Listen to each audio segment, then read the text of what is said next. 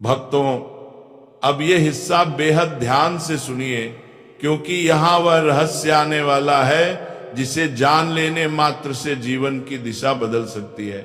हमारे घरों में तुलसी माँ का पौधा साधारण पौधा नहीं होता, वह स्वयं शुद्धता, समृद्धि, सौभाग्य और लक्ष्मी कृपा का द्वार होता है। लेकिन दुख की बात है कि बहुत सारे लोग रोज तुलसी को जल तो देते हैं, लेकिन उससे जुड़ा असली रहस्य, असली विधान, असली मंत्र नहीं जानते। इसलिए पूरी पूजा करने के बाद भी जीवन में मन चाहा फल नहीं मिलता, धन आकर भी रुकता नहीं, बरकत टिकती नहीं, और घर में वह स्थिर सुख नहीं आता जिसकी तलाश हर इंसान करता है। भक्तों, एक बात समझ लो, तुलसी पौधा सिर्फ पौधा नहीं, हमारी किस्मत का पहरा है। तुलसी को जल देना सिर्फ पानी चढ़ाना नहीं, भाग्य को सक्रिय करना है। लेकिन तुलसी को जल देते समय सही शब्द बोले जाएं, तभी मां लक्ष्मी प्रसन्न होती हैं और सौभाग्य घर में प्रवेश करता है।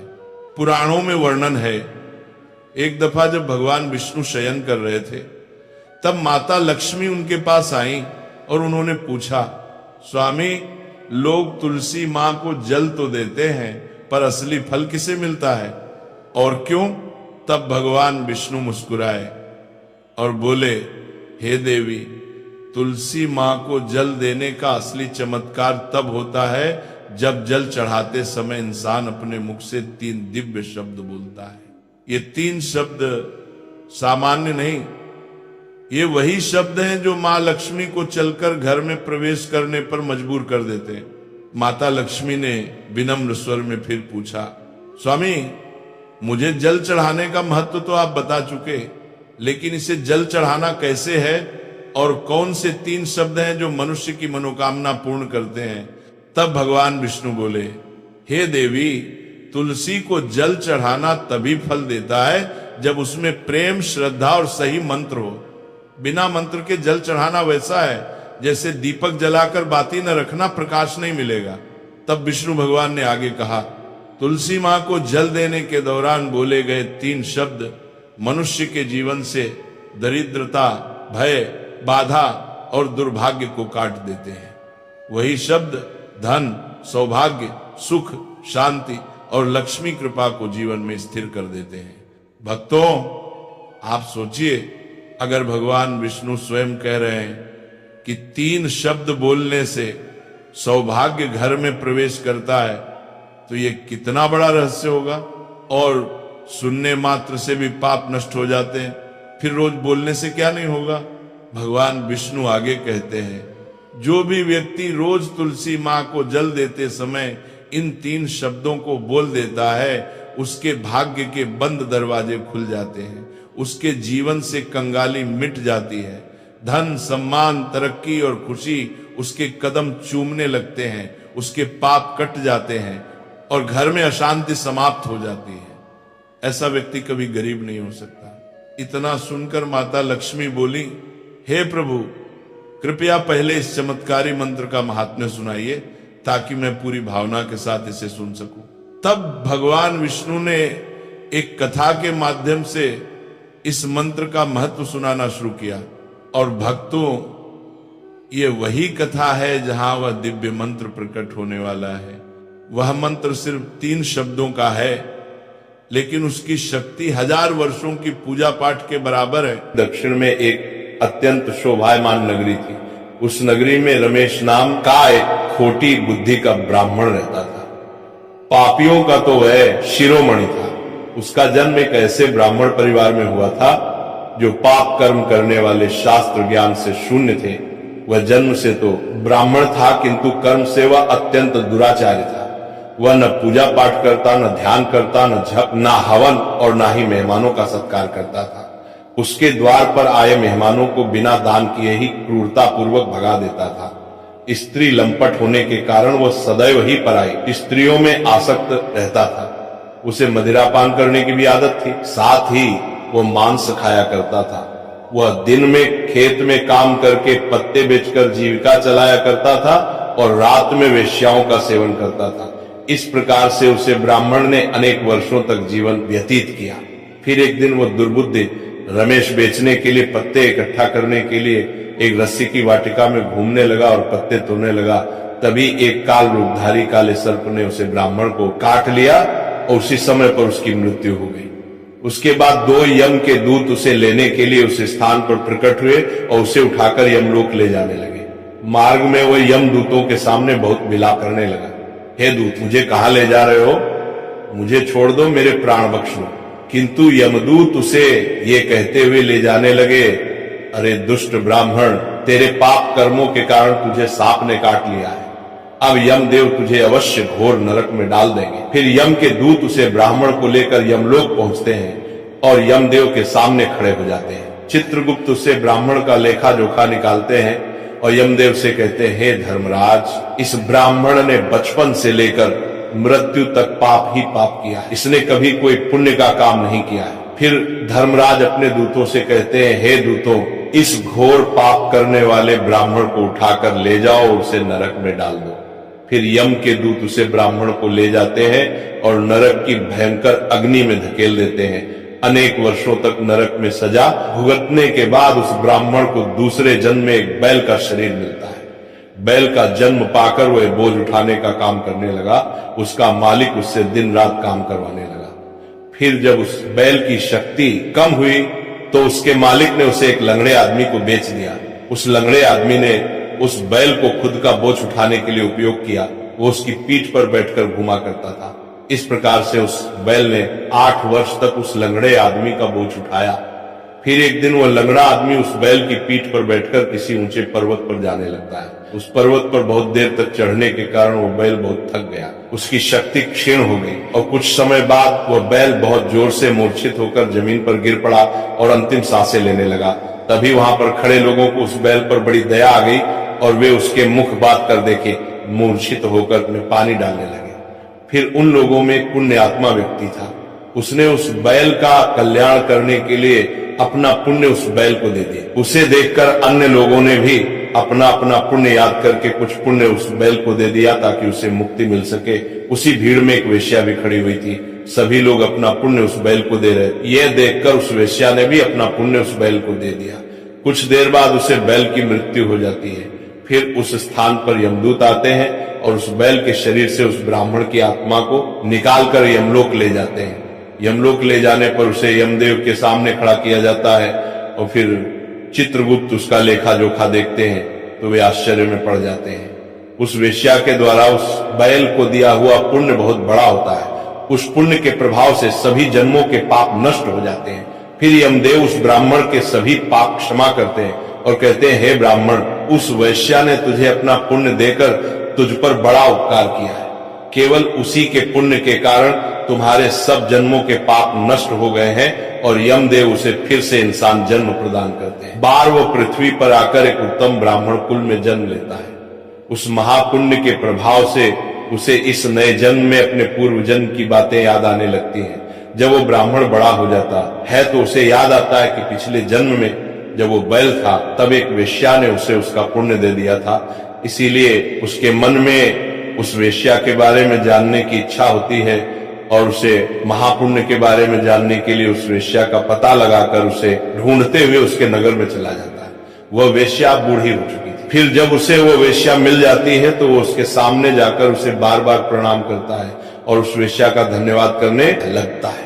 वह वेश्या कहने लगती है, हे ब्राह्मण श्रेष्ठ, आप कौन है और किस कारणवश आप मुझ में वेश्या को धन्यवाद दे रहे हैं? मैंने आपका कौन सा कार्य किया है जो आप मुझे नमस्कार कर रहे हैं?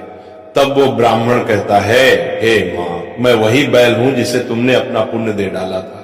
अपने पाप कर्मों के कारण मुझे पिछले जन्म में बैल होना पड़ा था। उस पर्वत पर जब मैं मर रहा था तो तुमने मुझे अपना पुण्य दिया था। तुम्हारे पुण्य के प्रभाव से ही आज मुझे फिर से इंसान जन्म मिला है। तुम्हारे द्वारा दिए गए उस पुण्य के कारण मुझे अपने पूर्व जन्म की सारी बातें याद हैं। किंतु हे मां, मैं आज यहाँ पर ये जानने के लिए आया हूं कि तुमने मुझे उस समय पर अपना कौन सा पुण्य दिया था जिस कारण से मेरे सभी जन्मों के पाप नष्ट हो चुके हैं। मैं उस पुण्य के बारे में जानना चाहता है। तब वेश्या ने कहा, हे ब्राह्मण श्रेष्ठ, मैंने तो अपने जीवन में कोई पुण्य के काम नहीं किए हैं, किंतु मेरे घर में एक तोता है जो पिंजरे में रहकर हमेशा कुछ बोलता रहता है, जिसे सुनकर मेरा अंतकरण पवित्र हो गया है। उसी तोते के द्वारा बोले गए मंत्र का पुण्य मैंने तुम्हें दान में दिया था। फिर वह वैश्य और वह ब्राह्मण उस तोते के पास जाते हैं और उसे पूछने लगते हैं, हे शुक, तुम कौन सा मंत्र बोलते रहते हो जिससे हमारे जीवन का उद्धार हुआ है?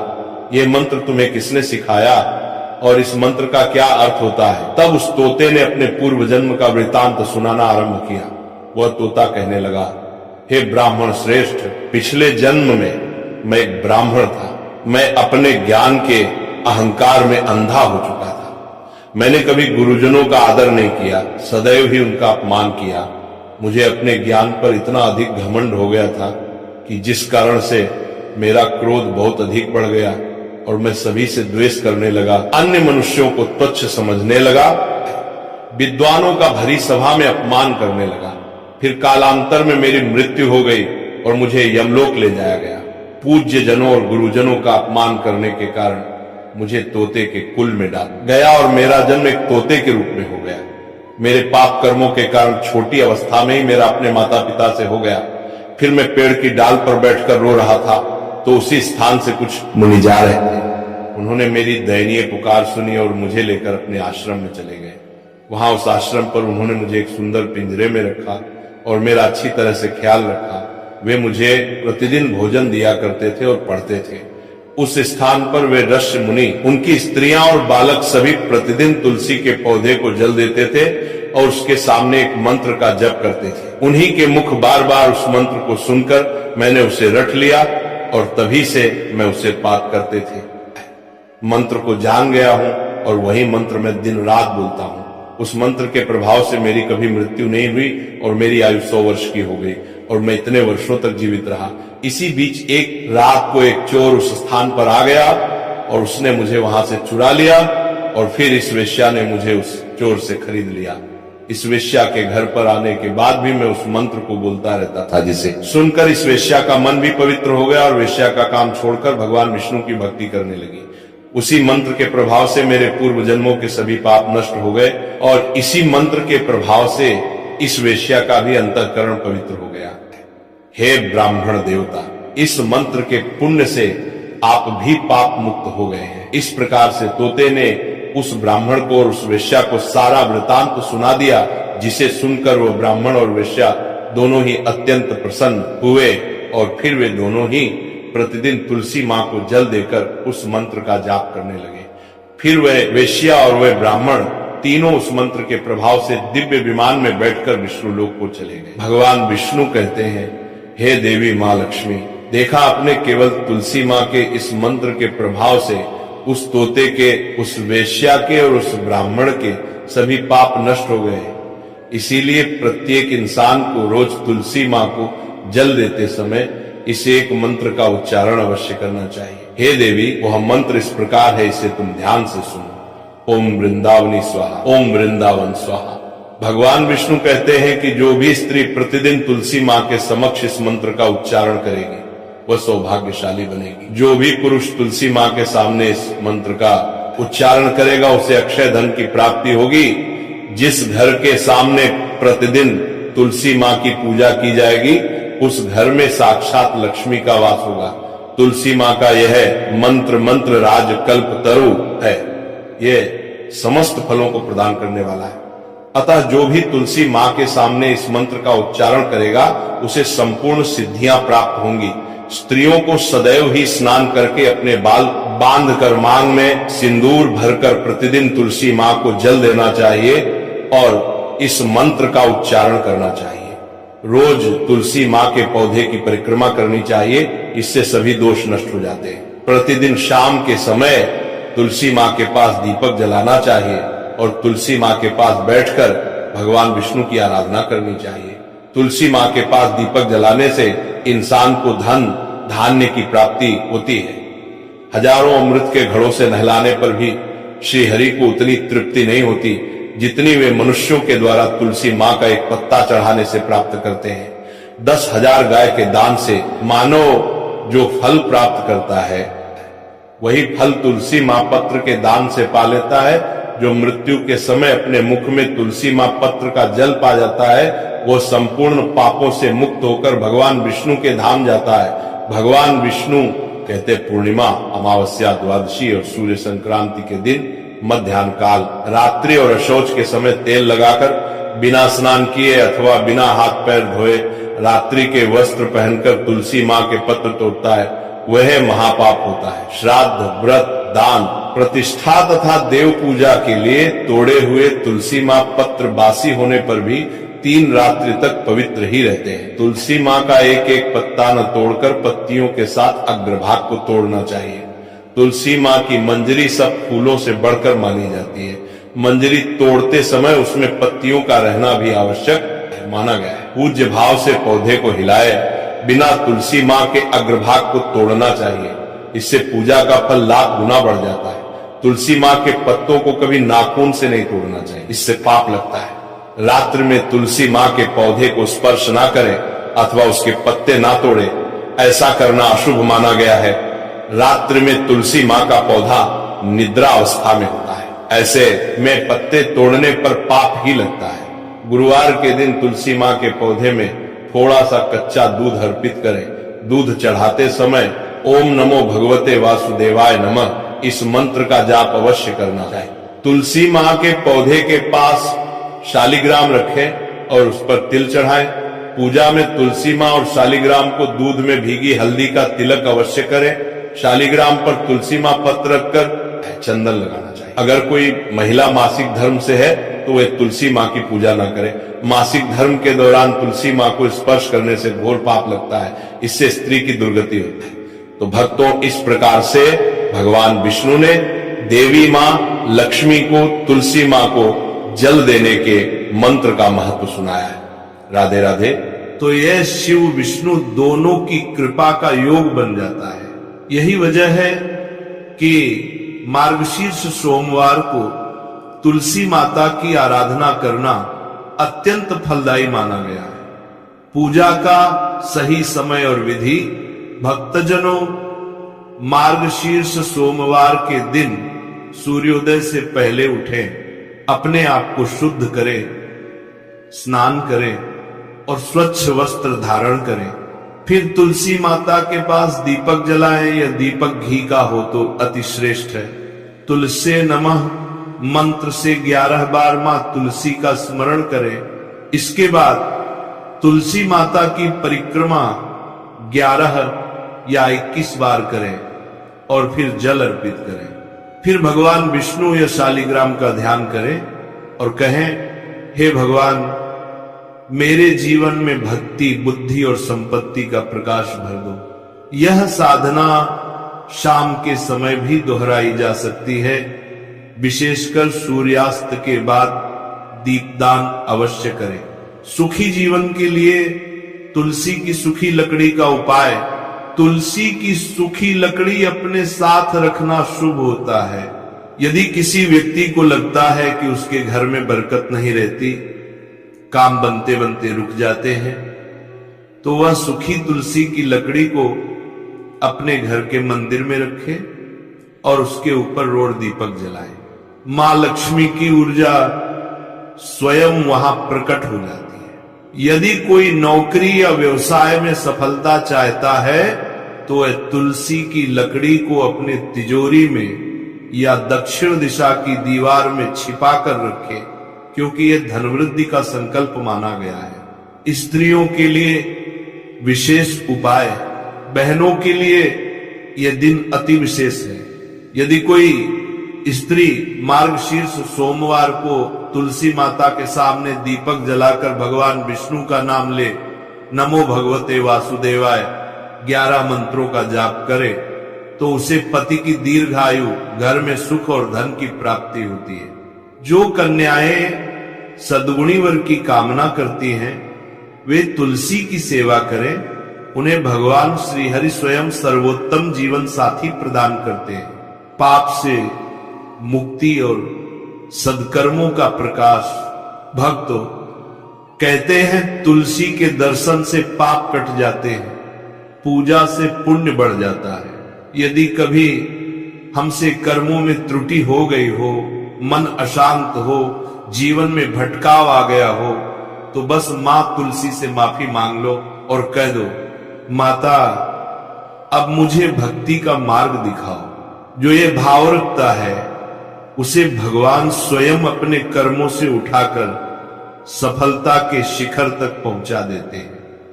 भक्ति और धन का संबंध, धन पाने का मार्ग केवल मेहनत नहीं है, भक्ति भी है।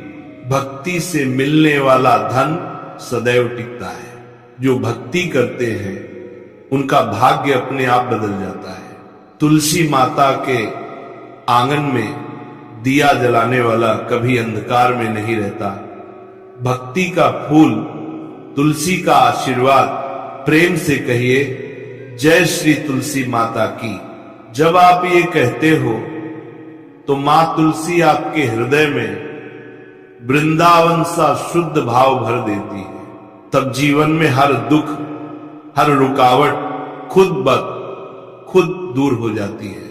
अंत का संदेश भक्ति से बड़े कोई उपाय नहीं। धन चाहो तो भक्ति से मांगो, शांति चाहो तो तुलसी से मांगो, और सफलता चाहो तो भगवान से मांगो, मगर प्रार्थना में स्वार्थ न हो। तुलसी माता के सामने बैठो, उनकी पत्तियों की खुशबू लो और मन ही मन कह दो, मां मेरे जीवन में भक्ति का सूरज उगाओ। बस यही सबसे बड़ा उपाय है। तुलसी माता के दिए के प्रकाश में जब तुम अपनी आंखें बंद कर लेते हो तो वहां केवल प्रकाश नहीं बल्कि भगवान स्वयं तुम्हारे हृदय में विराज जाते हैं। तो भाइयों बहनों, इस मार्गशीर्ष सोमवार को केवल धन के लिए नहीं, भक्ति के लिए तुलसी माता की पूजा करो। धन तो आएगा ही, साथ में मन की शांति, घर का सुख और जीवन का प्रकाश भी मिलेगा। प्रेम से बोलिए जय श्री तुलसी माता की। हर हर महादेव, जय श्री हरि की। दीपक जलाएं या दीपक घी का हो तो अति श्रेष्ठ है। तुलसे नमः मंत्र से 11 बार मां तुलसी का स्मरण करें। इसके बाद तुलसी माता की परिक्रमा 11 या 21 बार करें और फिर जल अर्पित करें। फिर भगवान विष्णु या शालिग्राम का ध्यान करें और कहें, हे भगवान मेरे जीवन में भक्ति, बुद्धि और संपत्ति का प्रकाश भर दो। यह साधना शाम के समय भी दोहराई जा सकती है। विशेषकर सूर्यास्त के बाद दीपदान अवश्य करें। सुखी जीवन के लिए तुलसी की सूखी लकड़ी का उपाय। तुलसी की सूखी लकड़ी अपने साथ रखना शुभ होता है। यदि किसी व्यक्ति को लगता है कि उसके घर में बरकत नहीं रहती, काम बनते बनते रुक जाते हैं, तो वह सूखी तुलसी की लकड़ी को अपने घर के मंदिर में रखे और उसके ऊपर रोड़ दीपक जलाए। मां लक्ष्मी की ऊर्जा स्वयं वहां प्रकट हो जाती है। यदि कोई नौकरी या व्यवसाय में सफलता चाहता है तो वह तुलसी की लकड़ी को अपने तिजोरी में या दक्षिण दिशा की दीवार में छिपा कर रखे, क्योंकि यह धनवृद्धि का संकल्प माना गया है। स्त्रियों के लिए विशेष उपाय, बहनों के लिए यह दिन अति विशेष है। यदि कोई स्त्री मार्गशीर्ष सोमवार को तुलसी माता के सामने दीपक जलाकर भगवान विष्णु का नाम ले, नमो भगवते वासुदेवाय 11 मंत्रों का जाप करे, तो उसे पति की दीर्घायु, घर में सुख और धन की प्राप्ति होती है। जो कन्याएं सद्गुणी वर की कामना करती हैं वे तुलसी की सेवा करें। उन्हें भगवान श्री हरि स्वयं सर्वोत्तम जीवन साथी प्रदान करते हैं। पाप से मुक्ति और सदकर्मों का प्रकाश। भक्तों, कहते हैं तुलसी के दर्शन से पाप कट जाते हैं, पूजा से पुण्य बढ़ जाता है। यदि कभी हमसे कर्मों में त्रुटि हो गई हो, मन अशांत हो, जीवन में भटकाव आ गया हो, तो बस मां तुलसी से माफी मांग लो और कह दो, माता अब मुझे भक्ति का मार्ग दिखाओ। जो ये भाव रखता है उसे भगवान स्वयं अपने कर्मों से उठाकर सफलता के शिखर तक पहुंचा देते हैं। भक्ति और धन का संबंध, धन पाने का मार्ग केवल मेहनत नहीं है, भक्ति भी है। भक्ति से मिलने वाला धन सदैव टिकता है। जो भक्ति करते हैं उनका भाग्य अपने आप बदल जाता है। तुलसी माता के आंगन में दिया जलाने वाला कभी अंधकार में नहीं रहता। भक्ति का फूल, तुलसी का आशीर्वाद, प्रेम से कहिए जय श्री तुलसी माता की। जब आप ये कहते हो तो मां तुलसी आपके हृदय में वृंदावन सा शुद्ध भाव भर देती है। तब जीवन में हर दुख, हर रुकावट खुद दूर हो जाती है। अंत का संदेश भक्ति से बड़े कोई उपाय नहीं। धन चाहो तो भक्ति से मांगो, शांति चाहो तो तुलसी से मांगो, और सफलता चाहो तो भगवान से मांगो, मगर प्रार्थना में स्वार्थ न हो। तुलसी माता के सामने बैठो, उनकी पत्तियों की खुशबू लो और मन ही मन कह दो, मां मेरे जीवन में भक्ति का सूरज उगाओ। बस यही सबसे बड़ा उपाय है। तुलसी माता के दिए के प्रकाश में जब तुम अपनी आंखें बंद कर लेते हो तो वहां केवल प्रकाश नहीं बल्कि भगवान स्वयं तुम्हारे हृदय में विराज जाते हैं। तो भाइयों बहनों, इस मार्गशीर्ष सोमवार को केवल धन के लिए नहीं, भक्ति के लिए तुलसी माता की पूजा करो। धन तो आएगा ही, साथ में मन की शांति, घर का सुख और जीवन का प्रकाश भी मिलेगा। प्रेम से बोलिए जय श्री तुलसी माता की।